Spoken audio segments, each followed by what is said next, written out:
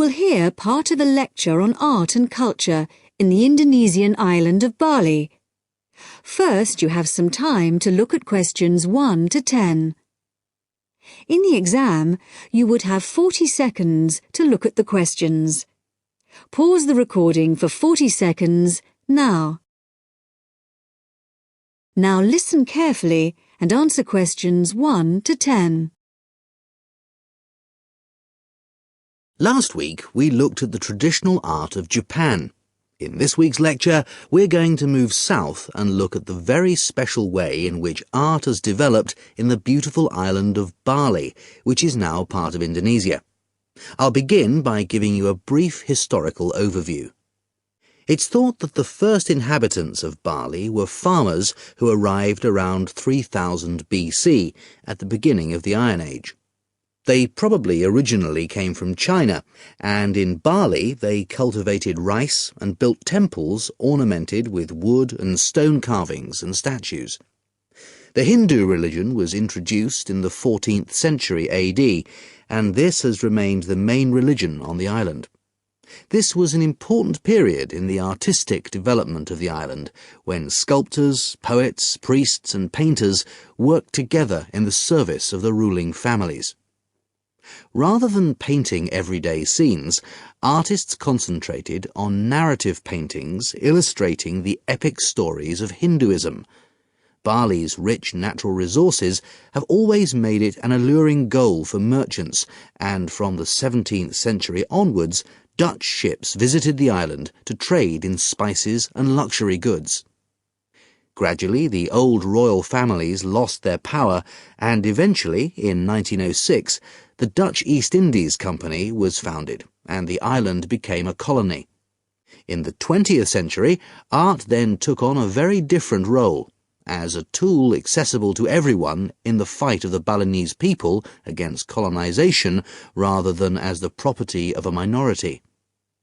Shortly after this, in the 1920s, stories of the beauty of the island of Bali began to spread around the world, and Balinese art underwent another vast transformation with the advent of tourism to the island. At first, this was only on a small scale, but it had important effects. Expatriate artists from Holland and Germany settled on the island, bringing paper, Chinese ink and other new materials with them. They worked with local artists, encouraging them to experiment with concepts like naturalism, expressionism, light and perspective, as well as to move away from the traditional focus on narrative painting towards something closer to their own experience.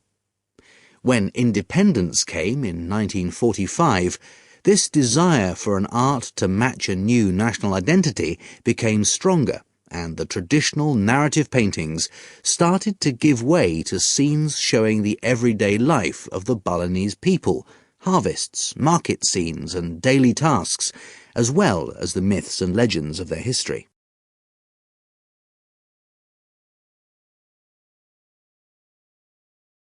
Many of the features that give this art its special place in the world today can be traced back to these historical roots.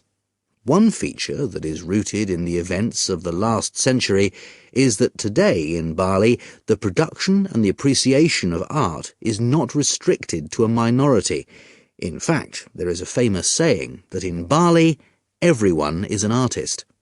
And it's not considered that to make art or talk about art, any formal training is needed. Art is just produced as part of Balinese life. Even fruit salad is served with flowers strewn on top.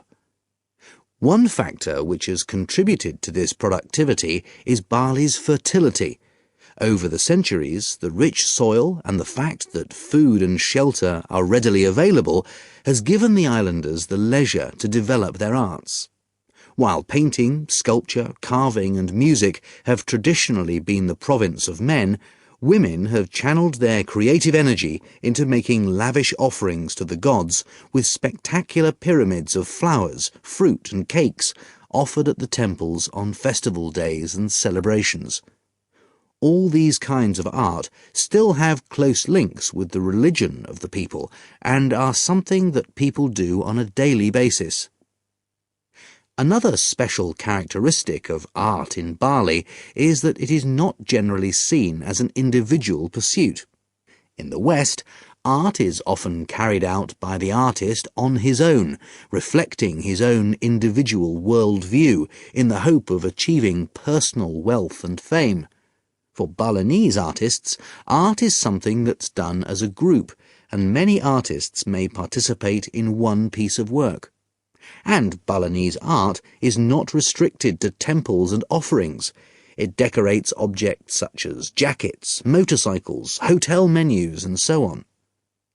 But perhaps the most significant characteristic of Balinese art, and one that distinguishes it most from the art of the West, is to do with its expected lifespan. Carvings are made in soft stone, which is gradually destroyed over the years. The humid climate rots paper and cloth paintings. The magnificent offerings of fruit and sweets are eaten. Wooden statues are destroyed by insects. But Balinese artists accept that their work is ephemeral, not permanent, and instead of slavishly preserving the originals, they produce new art. And all this rebuilding, renovating and replacing means that the island's art continually evolves and perpetuates itself.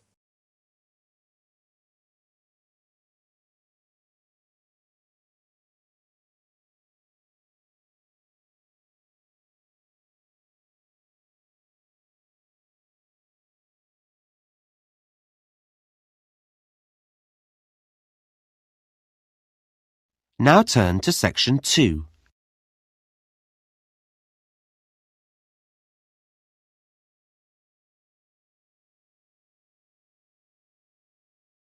Track 21. Section 2. You will hear someone talking on the radio about a running event. First, you have some time to look at questions 11 to 17.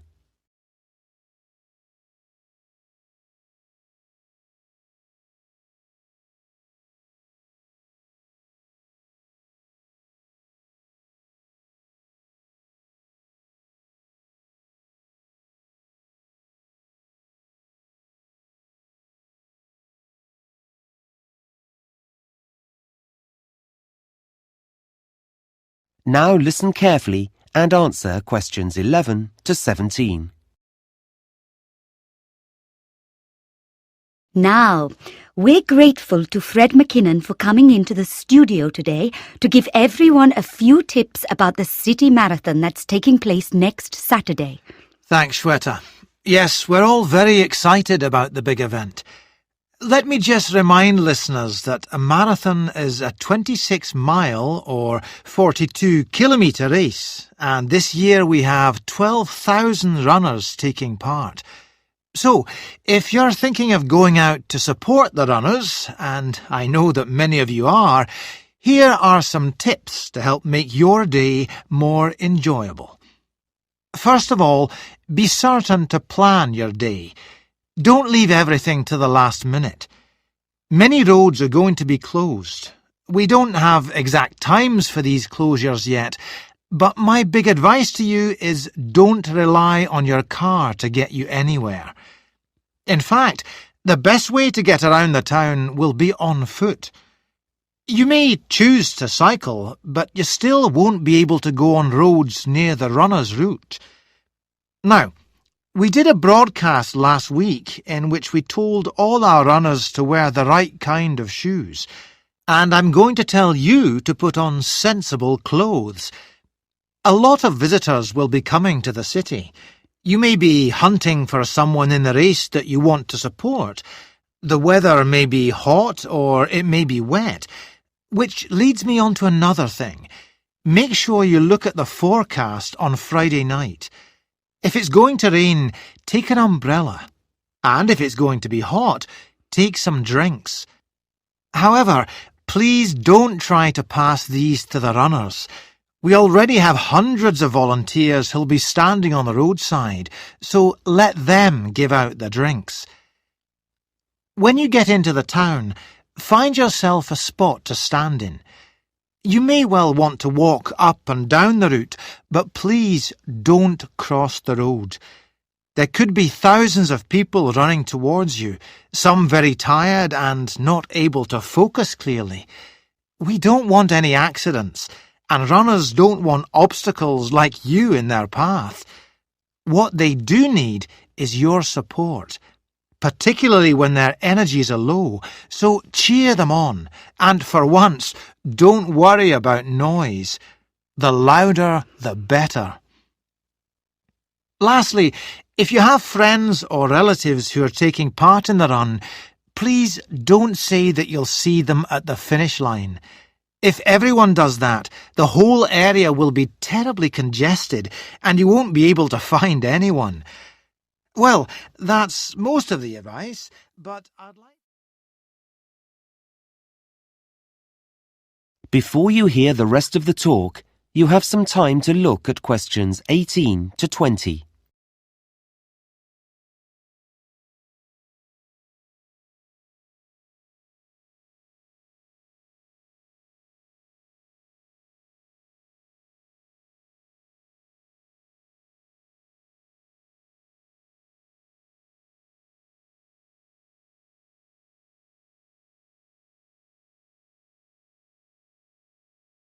Now listen and answer questions 18 to 20.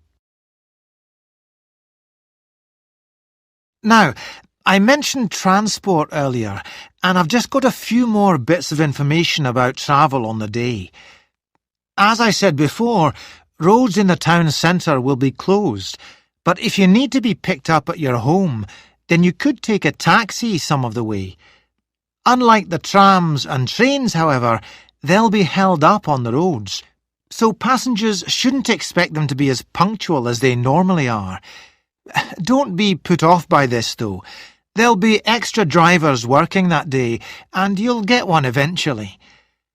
If you're meeting up with friends and want to be around when the runners set off, that's 9 a.m. by the way, whatever end of the city you're coming from, I'd say use the trams.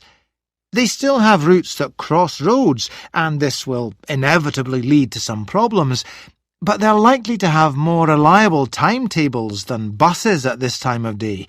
And, as you know, unlike taxis, they can carry plenty of passengers. Lastly, the buses. Quite a number of bus routes will be altered slightly, and it's already been decided that some will be closed. There won't be fewer drivers, but they will be operating on different routes, and some will have longer breaks than they normally do. We'll be including a full list of all the bus routes and numbers, and where they'll be going, in this week's local paper, so look out for that. Well, that's it from me. Back to you, Shweta. Thanks very much, Fred. That is the end of section 2. You now have half a minute to check your answers.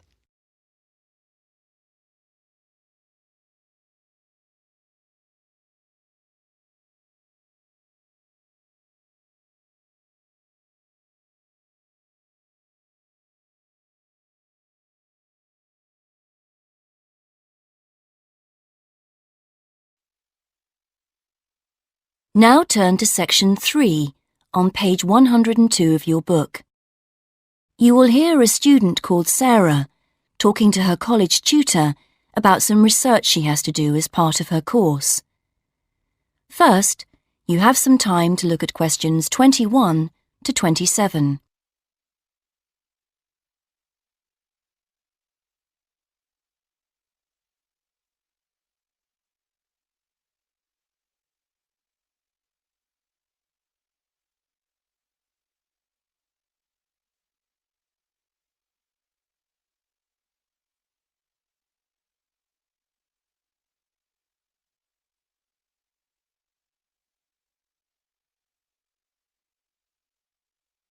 Now listen and answer questions 21 to 27. Hello, Sarah. Hi. So, you want to talk about your research project? That's right. I want to find out how many people use the Tourist Information Office and what they think of the service they get. Interesting. Have you written your proposal yet? No, that's what I wanted to ask you about. What should I include?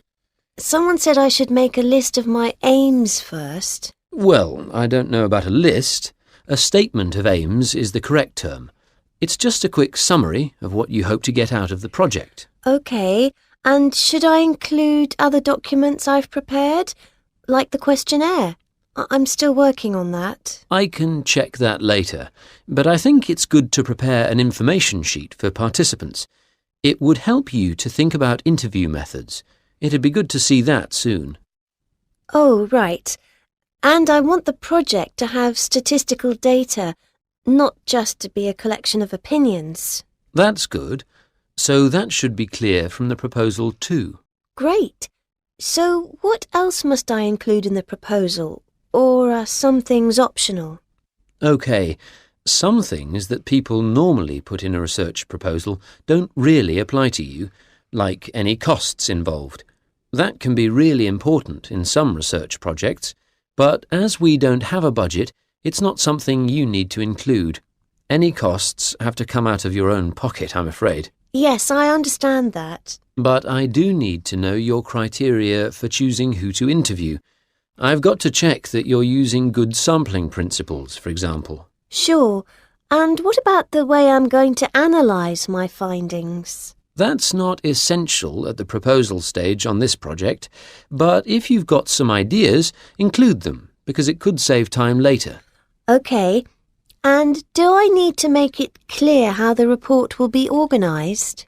Oh, I'm going to be giving you a template to use, so there's no need to go into that in the proposal. Great, thanks. Before you hear the rest of the conversation, you have some time to look at questions 28 to 30.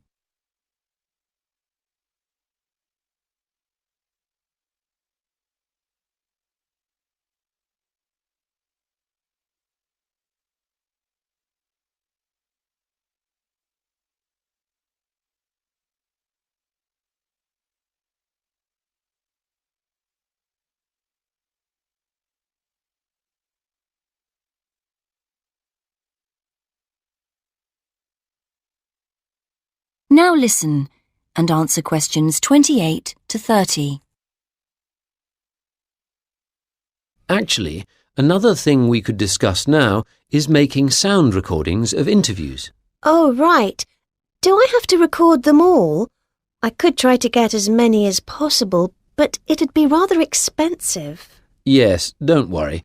You only need a few chosen randomly just to give an idea of how the interviews are going. You can send one in each time you update me on your progress. OK. How often should I do that? I haven't done a timetable for the interviews yet, but they'll be spread over 3 or 4 weeks, with about 200 in total. I reckon on doing 20 a day.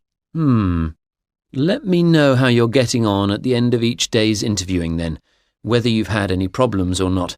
It can be a lonely job. Thanks. I appreciate that. And what about the confidentiality of participants? Because that can cause problems. Well, I'm getting them to sign a consent form. It says that I'll only use the information for my research, that I won't pass it on to anyone else. But that's the only promise I'm making. They have to give me their names and agree to their data being stored on the college computer network. That sounds good. You won't put names in your report, I know, and the data will all get deleted at the end of the year, but we don't promise any of that. Sure.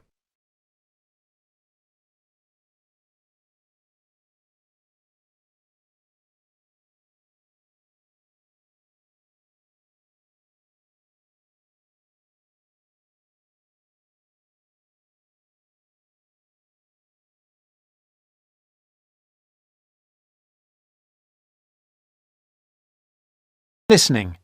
Section 4. You will hear part of a lecture on wildlife. Listen carefully and answer questions 31 to 40. Thousands of exotic plants and animals have been introduced into the British Isles over thousands of years. these newcomers compete with native species for resources and can also cause major changes in the wildlife and in the habitats of our countryside. The problem is not just British, of course, but global, and it has been going on for centuries. One good example of this I'd like to mention today is the European starling. The starling to us in the UK is a fairly ordinary little bird, about 12 inches long. In flight, it appears to be black or grey with tiny white spots, so it's a very ordinary-looking, almost dirty-looking bird. It nests in trees and buildings and can be found in the country and in towns. It travels in large flocks, leaving the nests in the morning and returning in the early evening. It feeds on insects and fruit. Its native range includes the British Isles and Finland, but it is also found in most of Europe and parts of Asia and Africa. In the British Isles and Finland, however, it has suffered a huge decline, and in these countries there is an effort to conserve the species. It is a different story in some of the places where it has been introduced. For example, the population in the USA is estimated at 170 million birds. Also, they are becoming a big problem in Australia and New Zealand. Starlings, as I have said, nest in trees, and it has been found that they are more aggressive than native species, native that is to Australia and New Zealand, when they are looking for nesting places. They therefore compete with native species for nests, and also they drive those species away from nests. So, this nest-building activity causes harm to native species, but also they are a nuisance to humans. They gather in large flocks of thousands of birds and feed together on commercial crops. This causes great financial damage to farmers. And they also make a mess, both in the town and the countryside. There is also the problem that starlings may carry diseases which affect both humans and other animals, although this has not been really confirmed and we are waiting for more work to be done on this. The question arises, what are we to do about foreign species which not only do damage to native species but interfere with human activity? We have three approaches in theory, but usually it is not a free choice between them. Usually we have to do the best we can and that money will allow. The best approach, of course, is prevention, and many countries have passed legislation which attempts to limit or prevent the arrival of non-native species in their countries. In particular, there are many international regulations on how and where ships may pick up and deposit water, and this is a major contribution to preventing the accidental transport of fish and organisms by ship, since accidental transport by ship is a frequent cause of fish and other creatures going from place to place. Ports also have special areas where water can be deposited, and many of them have treatment facilities to kill any foreign species that may establish themselves in their waters. For fish and organisms that live in water, these international regulations are useful, but obviously not all species can be dealt with in this way. Sometimes it is simply too late for prevention. Then we have to consider eradication or management. By management, I mean that we have to decide how best to live with the new creatures and how to keep their numbers down. However, this becomes not only a scientific question, it can be a matter of choice what population level of an invasive species we want to maintain. This choice involves costs. There is the cost of living with the species, and there is the cost of managing the species over time, and species management is usually a long-term business without any foreseeable end. However, there is not just the economic aspect to this question. We can also consider the ethical point. How should we treat animals which we have, sometimes deliberately, introduced into the environment? Is it permissible just to exterminate a number of them convenient to ourselves? The most important decision has to be made in the political forum, whatever considerations go into the making of that decision. These questions are relevant also to the approach of eradication, which is another option, but which does not have an encouraging history. Many attempts have been made to eradicate introduced species.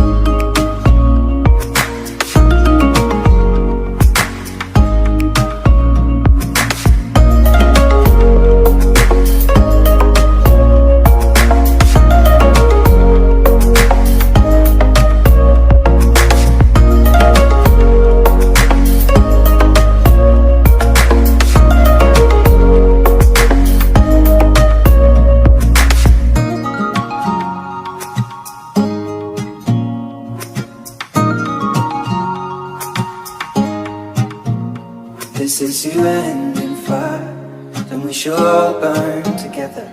Watch the flames climb high into the night, calling out, Father, oh, stand by and we will watch the flames burn over and on the mountainside.